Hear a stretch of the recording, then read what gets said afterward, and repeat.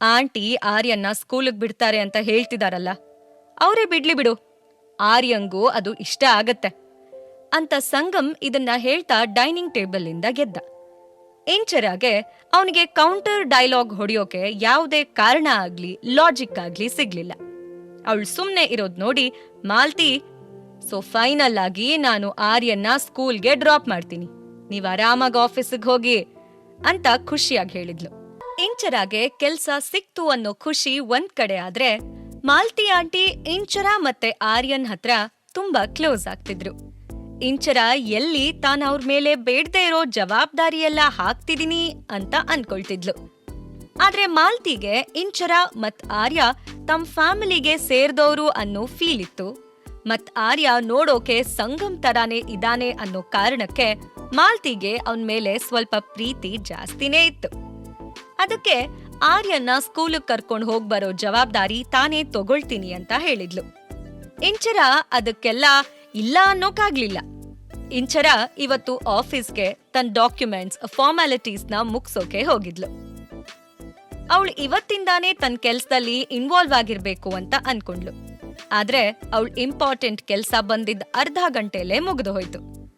ಅವಳು ಇನ್ ಮಿಕ್ಕಿದ ದಿನಾನ ತನ್ನ ಆಫೀಸ್ ಮತ್ತೆ ಅವಳ ಕೆಲ್ಸದ ಬಗ್ಗೆ ತಿಳ್ಕೋಬೇಕು ಅಂತ ಯೋಚನೆ ಮಾಡಿ ಏನೇನ್ ಕಲಿಬೇಕು ಅಂತ ಲಿಸ್ಟ್ ಮಾಡಿದ್ಲು.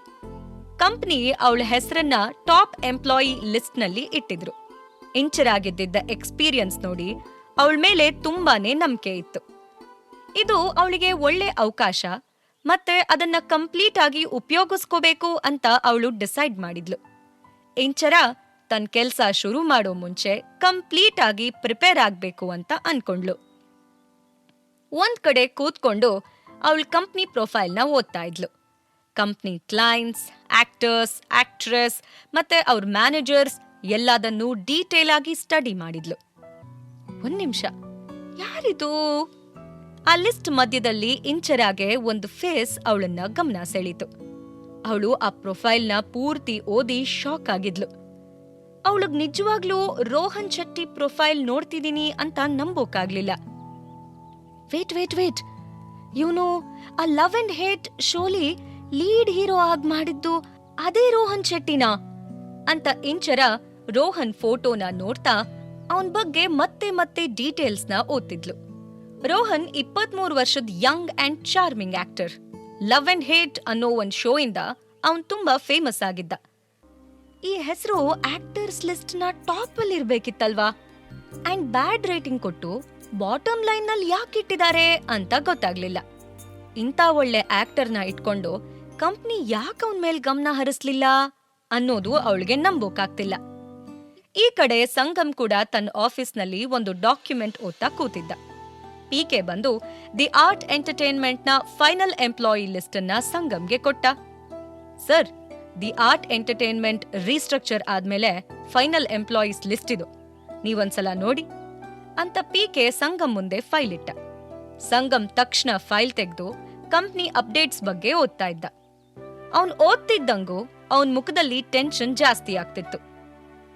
ಮ್ಯಾನೇಜರ್ ಪೊಸಿಷನ್ಗೆ ಒಂದು ಕೇಪಬಲ್ ಎಂಪ್ಲಾಯಿ ಅಂದ್ರೆ ಅದು ಇಂಚರ ಮಾತ್ರ ಅನ್ನೋದು ಅವನಿಗೆ ಕ್ಲಿಯರ್ ಆಗಿ ಆ ಫೈಲ್ ಓದಿದ ಮೇಲೆ ಗೊತ್ತಾಗಿದ್ದು. ಸಂಗಮ್ ಸಂಬಂಧಗಳನ್ನ ಬಿಸ್ನೆಸ್ನಲ್ಲಿ ಇನ್ವಾಲ್ವ್ ಮಾಡ್ತಿರ್ಲಿಲ್ಲ. ಇಂಚರಾನ ರೀಟೈನ್ ಮಾಡಿದ್ದು ಬರೀ ಅವಳ ಎಕ್ಸ್ಪೀರಿಯನ್ಸ್ ಮತ್ತೆ ಅವಳ ಕೇಪಬಿಲಿಟಿ ನೋಡಿ. ಇವತ್ತು ಅವಳಿಗೆ ಪೊಟೆನ್ಷಿಯಲ್ ಇದೆ ಅಂತ ಗೊತ್ತಾಗಿ ಸಂಗಮ್ ಇಂಚರಾಗೆ ಆರ್ಟಿಸ್ಟ್ಗಳನ್ನ ಮ್ಯಾನೇಜ್ ಮಾಡೋ ಪೊಸಿಷನ್ ಕೊಡೋದಾಗಿ ಯೋಚನೆ ಮಾಡ್ತಿದ್ದ. ಆರ್ಟಿಸ್ಟ್ ಲಿಸ್ಟ್ಗಳನ್ನ ನೋಡಿದ ತಕ್ಷಣ ಸಂಗಮ್ ರೋಹನ್ ಪ್ರೊಫೈಲ್ನ ವರ್ಕ್ ಮಾಡಿ, ಪಿಕೆ, ಹೊಸ ಮ್ಯಾನೇಜರ್ ಬಂದಿದಾರಲ್ಲ, ಅವರು ಈ ಆರ್ಟಿಸ್ಟ್ನ ಹ್ಯಾಂಡಲ್ ಮಾಡ್ಲಿ ಅಂತ ಹೇಳ್ದ. ಹೊಸ ಮ್ಯಾನೇಜರ? ಯಾರು ಅಂತ ಪಿಕೆ ಆಶ್ಚರ್ಯದಲ್ಲಿ ಕೇಳ್ದ. ಅದೇ ಆ ಹೊಸ ಹುಡುಗಿ ಅಂತ ಹೇಳ್ತಾ ಸಂಗಮ್ ಯಾವುದೇ ಎಕ್ಸ್ಪ್ರೆಷನ್ ಕೊಡ್ಲಿಲ್ಲ. ಅವನು ಆ ಫೈಲ್ನ ಮುಚ್ಚಿ ಪಿಕೆಗೆ ವಾಪಸ್ ಕೊಟ್ಟ. ಓ, ಅಂದ್ರೆ ಮಿಸ್ ಇಂಚರಾನಾ? ಪಿಕೆ ಮತ್ತೆ ಕನ್ಫರ್ಮ್ ಮಾಡ್ಕೊಳ್ಳೋಕೆ ಕೇಳ್ದ. ಎಸ್, ಹಾಗೆ ನನಗೆ ಮತ್ತೆ ಬೇರೆ ಯಾವುದೇ ಆರ್ಟಿಸ್ಟ್ನಲ್ಲಿ ಪೊಟೆನ್ಷಿಯಲ್ ಇದೆ ಅಂತ ಅನ್ನಿಸ್ತಾ ಇಲ್ಲ. ಯಾರ್ಯಾರ ಕಾಂಟ್ರಾಕ್ಟ್ಸ್ನ ಟರ್ಮಿನೇಟ್ ಮಾಡಬೇಕೋ ಮಾಡಿ, ಬಟ್ ಹೊಸ ಟ್ಯಾಲೆಂಟ್ಸ್ನ ತಗೊಂಡ್ ಬನ್ನಿ. ಸಂಗಮ್ ಪಿಕೆಗೆ ತುಂಬಾ ಸೀರಿಯಸ್ ಆಗಿ ಹೇಳ್ದ. ಪಿಕೆ ಸರಿ ಅಂದ. ಆದ್ರೆ ಅವನು ಸಂಗಮ್ ಇಂಥ ಸಣ್ಣ ಪುಟ್ಟ ಮ್ಯಾಟರ್ನಲ್ಲಿ ಇನ್ವಾಲ್ವ್ ಆಗ್ತಿರೋದ್ ನೋಡಿ ಶಾಕ್ ಆದ. ಸಂಗಮ್ ಅವತ್ ಕೆಲ್ಸ ಮುಗಿಸಿ ವಾಪಸ್ ಮನೆಗ್ ಹೊರಟ. ಸಂಗಮ್ ಮನೆಗ್ ಬಂದಿದ ತಕ್ಷಣ ಮೊದ್ಲು ಅವ್ನ್ ನೋಡಿದ್ದು ಆರ್ಯನ್ ಮುದ್ದು ಮುಖ. ಅವನು ಮತ್ ಮಾಲ್ತಿ ಇಬ್ರು ನಗ್ತಾ ಮಾತಾಡ್ಕೊಂಡಿದ್ರು. ಇದೊಂದು ದೃಶ್ಯ ಸಂಗಮ್ಗೆ ಅವನ್ ಇಡೀ ದಿನದ ಸುಸ್ತನ್ನ ಕಳಿಯೋ ತರ ಮಾಡ್ತು.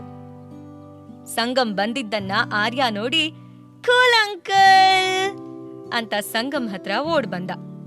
ಹೆಲೋ ಮೈ ಫ್ರೆಂಡ್ಸ್, ಇವತ್ತಿನ ದಿನ ಹೇಗಿತ್ತು ಅಂತ ಸಂಗಮ್ ಆರ್ಯನ್ನ ಎತ್ಕೊಂಡು ಕೇಳ್ದ. ಸೂಪರ್! ನಿಮಗ್ ಗೊತ್ತಾ, ಮಾಲ್ತಿ ಅಜ್ಜಿ ನನಗೆ ಮತ್ತೆ ನನ್ ಫ್ರೆಂಡ್ಸ್ಗೆಲ್ಲ ಚಾಕ್ಲೇಟ್ ತಗೊಂಡ್ ಬಂದ್ರು. ಅವ್ರಿಗೆಲ್ಲ ಮಾಲ್ತಿ ಅಜ್ಜಿ ತುಂಬಾ ಇಷ್ಟ ಆಗೋದ್ರು ಅಂತ ಆರ್ಯ ಅವನ್ ಸ್ವೀಟ್ ವಾಯ್ಸ್ ನಲ್ಲಿ ಸಂಗಮ್ ಹತ್ರ ಎಲ್ಲಾ ವಿಷಯನೂ ಹೇಳೋಕೆ ಶುರು ಮಾಡ್ದ. ಸಂಗಮ್ ಕೂಡ ಕಾಮಾಗಿ ಎಲ್ಲದನ್ನೂ ಕೇಳಿಸ್ಕೊಳ್ತಿದ್ದ. ಮಾಲ್ತಿಗೆ ಇದನ್ನ ನೋಡಿ ಕಣ್ತುಂಬಿ ಬಂತು. ಒಂದ್ ಸ್ವಲ್ಪ ವರ್ಷಗಳಿಂದ ಸಂಗಮ್ ಬರೀ ಕೆಲ್ಸದಲ್ಲಿ ಮುಳುಗೋಗಿರೋದನ್ನೇ ಅವಳು ನೋಡಿದ್ಲು.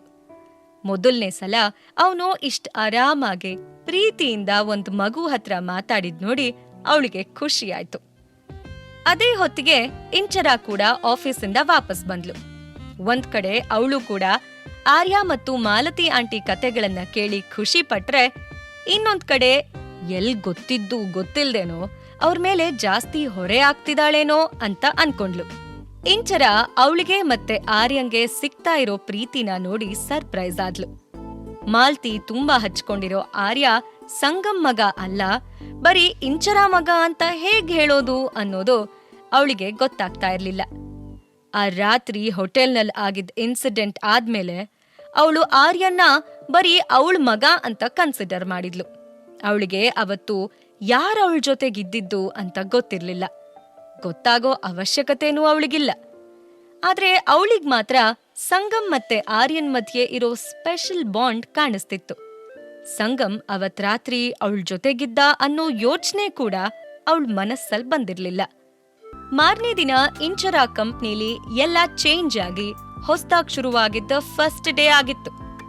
ಆರ್ಯ ಸ್ಕೂಲಿಗೆ ಹೊರಟ ಮೇಲೆ ಅವಳು ತನ್ನ ಆಫೀಸ್ಗೆ ಕರೆಕ್ಟ್ ಟೈಮಿಗೆ ಹೊರಟ್ಲು. ಅವಳು ತನ್ನ ಹೊಸ ಕೆಲ್ಸನ ಫುಲ್ ಎಕ್ಸೈಟ್ಮೆಂಟ್ ನಲ್ಲಿ ಶುರು ಮಾಡೋಕೆ ರೆಡಿ ಆಗಿದ್ಲು. ಅವಳು ಯಾರ್ ಜೊತೆ ವರ್ಕ್ ಮಾಡ್ತೀನಿ ಅಂತ ಡಿಸೈಡ್ ಕೂಡ ಮಾಡಿದ್ಲು. ಇವತ್ತು ಅವಳ ಲೀಡರ್ ಮುಂದೆ ಅದನ್ನ ಪ್ರೆಸೆಂಟ್ ಮಾಡ್ಬೇಕು ಅಂತ ಅನ್ಕೊಂಡ್ಲು.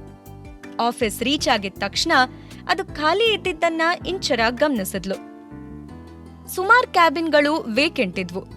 ಅವಳು ಬಂದಿದ ತಕ್ಷಣ ತನ್ನ ಹೊಸ ಲೀಡರ್ ಜೊತೆ ಕೆಲ್ಸದ ಬಗ್ಗೆ ಮಾತಾಡೋಕೆ ಹೊರಟ್ಲು. ಕಂಪ್ನಿ ರೀಸ್ಟ್ರಕ್ಚರ್ ಆದ್ಮೇಲೆ ಸೀನಿಯರ್ ಮ್ಯಾನೇಜ್ಮೆಂಟ್ ಮಿಸ್ಟರ್ ಕಣ್ಣನ್ನ ಅಪಾಯಿಂಟ್ ಮಾಡಿದ್ರು ಅಂತ ಇಂಚರಾಗೆ ಗೊತ್ತಿತ್ತು. ಅವಳು ಬರೋಕೂ ಮುಂಚೆ ಇಂಚರ ಕಣ್ಣನ್ ಬಗ್ಗೆ ಕೆಲವ್ರ ಹತ್ರ ಕೇಳ್ಕೊಂಡ್ ಬಂದಿದ್ಲು. ಕಣ್ಣನ್ ಸ್ವಲ್ಪ ಸ್ಟ್ರಿಕ್ಟ್ ಅಂಡ್ ಓಲ್ಡ್ ಫ್ಯಾಷನ್ ಆಗಿದ್ರು ಅಂತ ಅವಳಿಗೆ ಗೊತ್ತಾಯ್ತು. ಆದ್ರೆ ಅದ್ರ ಜೊತೆ ತುಂಬಾ ಸಣ್ಣ ಸಣ್ಣ ಕಂಪನೀಸ್ನ ಅವರು ದೊಡ್ಡ ಮಟ್ಟಕ್ಕೆ ತಗೊಂಡು ಹೋಗಿದ್ರು ಅನ್ನೋದನ್ನು ಕೂಡ ಅವಳು ತಿಳ್ಕೊಂಡಿದ್ಲು. ಪಾಕೆಟ್ ಎಫ್ಎಂ ಆಡಿಯೋ ಸೀರೀಸ್ ಆದಂಥ ಪ್ರೇಮಲೋಕ ಕಥೆನ ಈಗ್ಲೇ ಕೇಳಿ. ಲಿಂಕ್ ಡಿಸ್ಕ್ರಿಪ್ಷನ್ ನಲ್ಲಿ ಇದೆ.